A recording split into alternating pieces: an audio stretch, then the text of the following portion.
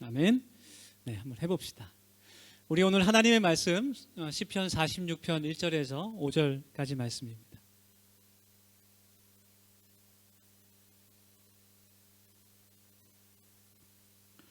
시편 46편 1절에서 5절까지 말씀을 우리 한 절씩 교독하고 마지막 5절 말씀은 같이 봉독하겠습니다. 제가 먼저 1절 봉독하겠습니다. 하나님은 우리의 피난처시요 힘이시니 환난 중에 만날 큰 도움이시라.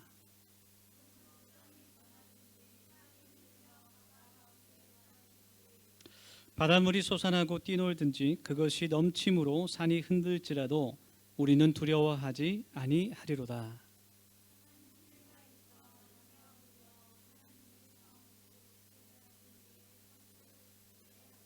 네, 다 같이 합시다. 하나님이 그 성중에 계심에 성이 흔들리지 아니할 것이라. 새벽에 하나님이 도우시리로다. 아멘.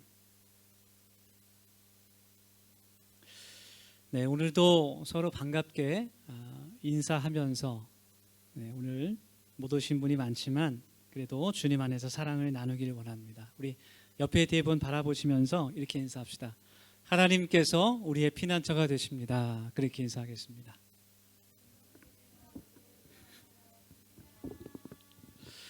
언제나 주님께서 우리와 함께 하심을 믿는 믿음으로 정말 살아가는 이 시기가 되어야겠다, 이제 그런 생각이 들죠. 전에 한번 TV 프로그램에서 다큐멘터리 프로그램인데 타조의 생애라는 그런 그 다큐멘터리를 본 적이 있어요. 이제 타조에 대해서 이제 자세하게 설명하는 그런 프로였는데 그 중에 이제 인상 깊었던 장면이 타조가 그 새끼들을 보호하는 장면이 있었어요. 여러분, 사막이 낮에는 한 40도, 50도까지 뜨거워진다 그래요. 그리고 그 지면, 그 바닥은 더 온도가 올라가죠. 그런데 또 한밤중에는 영하까지 온도가 또 내려간다고 합니다. 굉장히 일교차가 심한 그런 지역이죠. 그곳에서 그 아주 작고 연약한 그 새끼들을 보호하기 위해서 그 타조들이 날개를 이용해서 또 자기 몸을 이용해서 낮에는 그늘을 만들어주고 또 밤에는 따뜻한 공간을 만들어주는 그 내용을 본 적이 있습니다. 이제 그것을 보면서 하나님께서도 우리를 그와 같이 보호하신다, 그런 깨달음이 들기도 했어요. 마태복음 23장 37절 말씀 보면 암탉이 새끼를 자기 품에 모으듯이 하나님께서 그의 백성들을, 자녀들을 모으신다, 그런 말씀이 있습니다. 시편 36편 7절 말씀에서도 시편 저자가 하나님께 고백하기를 주의 날개 그늘 밑에 내가 거하나이다, 그렇게 고백하고 있죠. 참 모두가 힘들어하고 어려워하는 그러한 시간들입니다. 코로나 시대에 우리들이 살고 있는데 이 환난 가운데 우리가 살아갈 때 참 우리 마음 가운데 여러 가지 두려움들과 염려와 걱정들이 우리를 힘들게 하는 것 같아요. 오늘 그러한 때에 우리가 하나님의 말씀으로 또 은혜를 받고 위로를 받을 수 있기를 원합니다. 하나님께서 우리의 피난처가 되시고 힘이 되시고 환난 날에 피할 수 있는 그런 바위가 되시는 줄 믿습니다. 오늘 성경 본문 시편 46편의 주제는 이제 피난처가 되시는 하나님이세요. 피난처라는 것은 어려울 때에 피할 수 있는 그런 안전한 장소를 뜻하는 그런 말입니다. 그래서 1절 말씀에 하나님은 우리의 피난처시요 힘이시니 환난 중에 만날 큰 도움이시라, 그렇게 이 시편 기자가 고백하고 있어요. 그래서 나의 인생 가운데 어떠한 일을 만나더라도 내가 걱정하지 않고 두려워하지 않을 수 있는 것은 하나님께서 나의 힘이 되신다라는 사실 때문이다, 그렇게 고백을 하고 있습니다. 그래서 우리들도 때로는 내 인생 가운데 정말 내가 어떠한 결정을 해야 할지도 모르겠고 정말 내가 혼자 감당할 수 없는 그런 큰 일들이 닥칠 때가 있어요. 누구에게 도움을 청하기도 어렵고 오롯이 나 혼자 그것을 감당해야 되는데 내가 혼자는 도저히 그것을 해결할 수 없을 것 같은 그런 일들을 당할 때가 많이 있습니다. 그럼에도 우리 그리스도인들이 그냥 포기하고 주저앉지 않을 수 있는 이유는 하나님을 믿는 믿음이 있기 때문에 그렇습니다. 하나님께서 나의 피할 도움이 되신다는 그 믿음이 있기 때문에 그렇습니다. 오늘 2절 3절 말씀에서도 이 시편 기자가 당한 그 어려움들을 얘기할 때 무엇이라고 고백하냐면 땅이 흔들려 버리고 산이 요동치고 물결이 크게 일어서 그 산을 덮어버리고 그런 어려움들이 내게 닥친다 해도 내가 두려워하지 않는다, 그렇게 고백을 하고 있어요. 그래서 우리들에게 이 어려운 시기에 그러한 믿음이 있을 수 있기를 원합니다. 믿음으로 살아가는 우리들이 되기를 소망합니다. 여러분, 믿음으로 살아간다, 믿음으로 사십시오, 믿음으로 행하십시오 라고 이야기할 때에 우리의 마음 가운데 떠오르는 생각은 이런 거죠. 우리가 인생의 중요한 결정을 내릴 때 그냥 내 마음대로 하는 것이 아니라 충분한 기도를 통해서 하나님의 응답을 구하고 또 내 마음 가운데 그 선택에 대해서 확신을 갖기 위해서 성령님의 음성에 귀를 기울이고 또 하나님의 말씀을 읽고 묵상하면서 하나님의 그 선하신 뜻이 무엇인지 분별하기를 소망하고, 전혀 그런 것을 하지 않나요? 그러면 그리스도인을 할 수 없죠. 나의 마음속에 하나님께서 어떠한 생각을 주시는지 내가 귀를 기울이는 것, 또 내가 이러한 결정을 내렸을 때 하나님께서 과연 내 마음 가운데 내 양심 가운데 평안을 주시는가, 그것을 살펴보는 일, 그런 것이라고 할 수 있어요. 그것이 믿음으로 사는 겁니다. 그렇지만 거기서 더 나아가서 우리의 믿음이, 나의 믿음이 그런 나의 어떤 확신에 있는 것이 아니라 나의 믿음의 대상이 하나님께 있다는 것을 우리가 기억해야 돼요. 우리의 믿음은 하나님 안에, 주 안에 있어야 합니다. 그렇기 때문에 내게 확실한 응답이 없을 때라도 모든 것이 불확실한 상황 가운데서 어떠한 선택을 내리든지 간에 하나님을 믿을 수 있는 그 믿음이 우리에게 있어야 한다는 거예요. 여러분, 양은 시력이 좋지 않아서 바로 자기 앞에만 볼 수 있다 그래요. 멀리 바라볼 수가 없다고 합니다. 그래서 양들은 자기 바로 앞에 있는 목자만 따라갑니다. 목자의 음성만 듣고 따라갑니다. 여러분, 양들은 자기가 어디로 가는지 알지 못합니다. 알 수가 없습니다. 그냥 목자만 믿고 따라가는 것이죠. 그래서 양을 인도하는 것은 양의 책임이 아니라 누구 책임일까요? 목자의 책임이죠. 목자만이 길을 알고 있어요. 그래서 양이 때로는 자기 갈 길로 자기 마음대로 벗어난 그 길을 벗어나도 지팡이로 이렇게 잘 인도하면서 푸른 초장으로 양들을 데리고 가는 겁니다. 그래서 믿음으로 산다는 것은 우리가 하나님의 모든 뜻과 계획하심을 내가 깨닫고 확신 가운데 그 말씀에 순종하며 살아가는 것뿐만 아니라 성경에 나온 많은 인물들이 그랬듯이 아무것도 알 수 없는 상황 가운데서 그런 불확실하고 두려운 상황 가운데서도 하나님께서 나의 인생을 통해서 영광 받으시고 모든 것을 합하여 선을 이루시는 하나님께서 나를 인도하신다는 그 믿음을 가지고 살아가는 것을 의미하는 거예요. 그것이 믿음으로 살아가는 겁니다. 오늘 그 성경 본문은 그 믿음의 증거를 이제 두 가지로 이야기하고 있어요. 첫 번째로는 하나님께서 나와 함께 하신다는 거예요.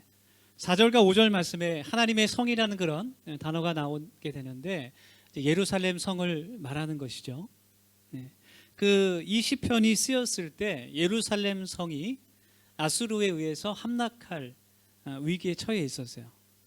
그래서 이제 말씀 읽다 보면 헌화라는 이야기가 나오는데 수많은 사람들이 크게 떠드는 소리를 말하는 겁니다. 적군들이 지금 그 예루살렘 성 앞에 모여서 이 성을 무너뜨리기 위해서 아주 큰 소리로 위협을 가하고 있는, 성이 진동할 만큼, 그래서 그 성 안에 있는 사람들이 정말 두려워하고 있는 그런 상황 가운데 하나님께 믿음의 고백을 하고 있는 거죠.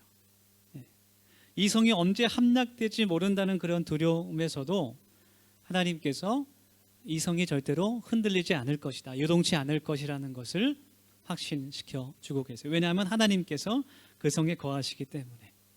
그리고 고린도전서 말씀처럼 그 하나님의 거룩한 성전은 바로 우리들의 마음이 되어야 되는 것입니다. 우리들의 마음이 하나님의 성령이 거하시는 처소가 되어야 될 줄 믿습니다.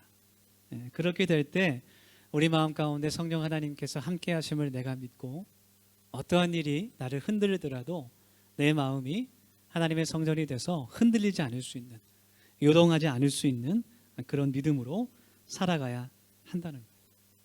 지난 수요일 날 이제 줌으로 성경 공부를 하면서 우리 시편 1편 말씀을 같이 나누었는데 비슷한 말씀이 나오는 것 같아요. 시냇가에 심은 나무를 우리가 같이 스케치하면서 정말 그 나무가 사시사철 마르지 않고 잎사귀가 풍성하고 풍성한 결실을 맺을 수 있는 것은 어떠한 상황에서도 계속해서 시냇가로부터 그 생명을 공급받을 수 있기 때문이죠.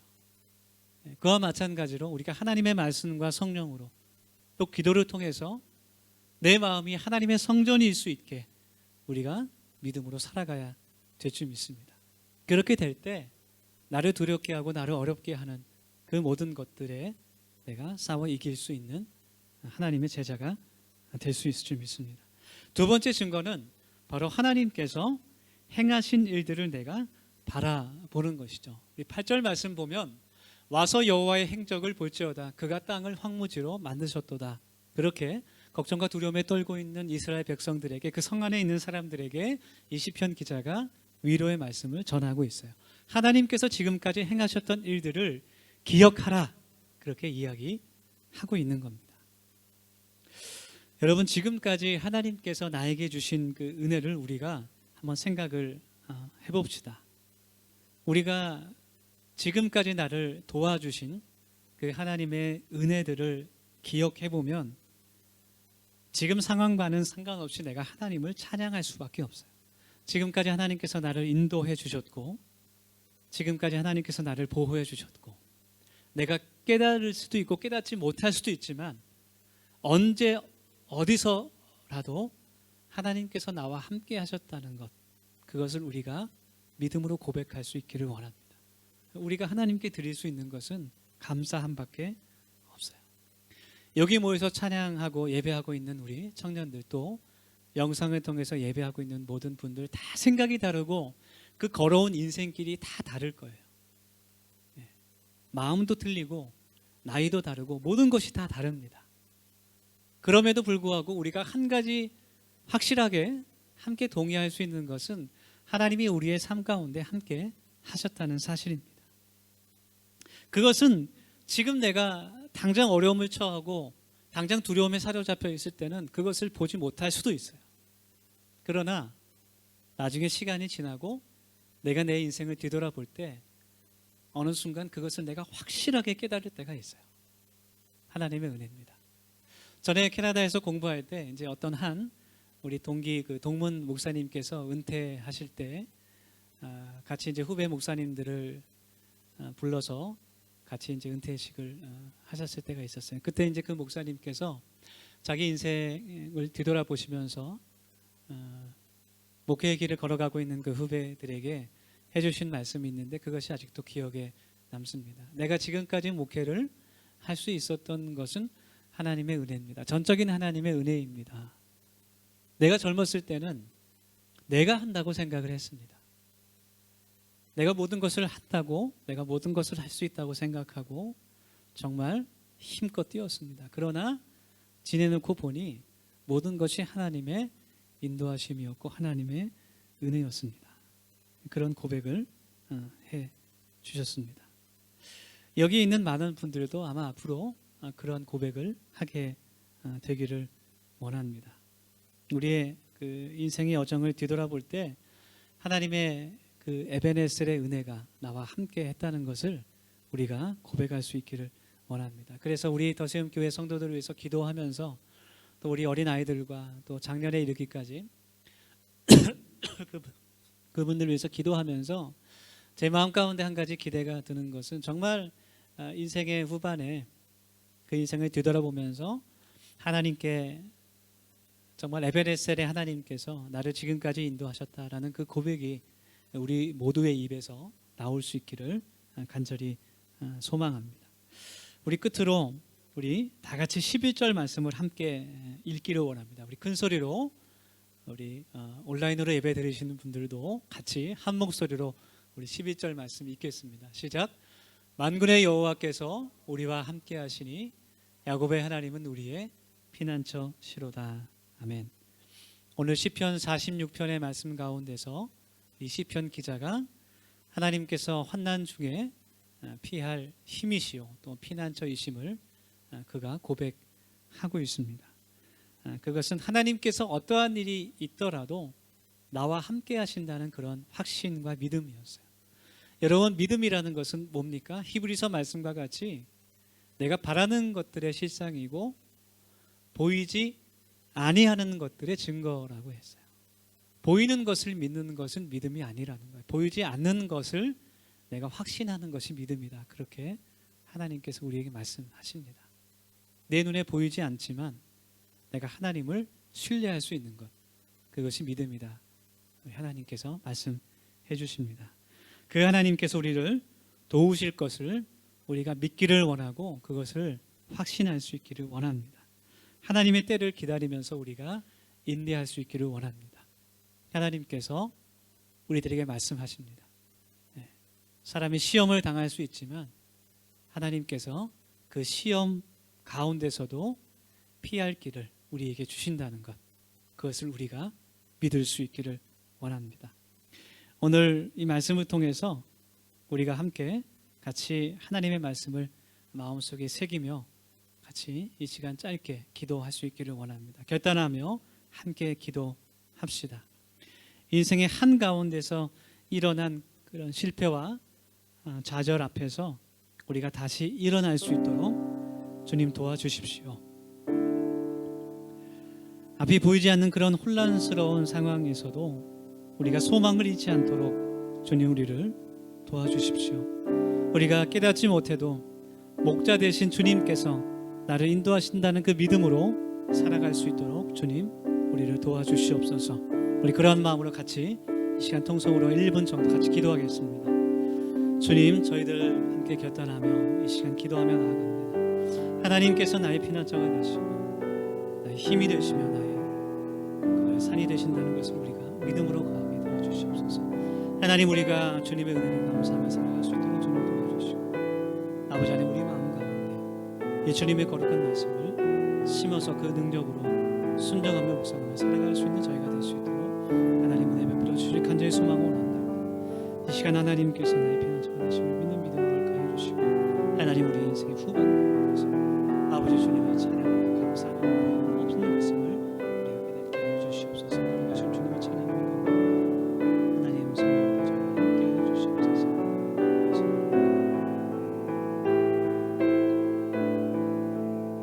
하나님께서 나의 피난처와 힘이 되심을 믿는 믿음으로 살아가는 저희가 되게 하여 주시옵소서. 보이지 않아도 믿음으로 하나님을 신뢰하게 하시고 시냇가에 심은 나무처럼 늘 말씀과 성령과 기도로 우리들의 생명이 소생될 수 있도록 주님 공급하여 주시옵소서. 또한 오늘 주님의 사랑을 가지고 또 고산 지역으로 나아갑니다. 하나님께서 저희와 함께하여 주시옵소서. 예수님의 이름으로 감사하며 기도드립니다.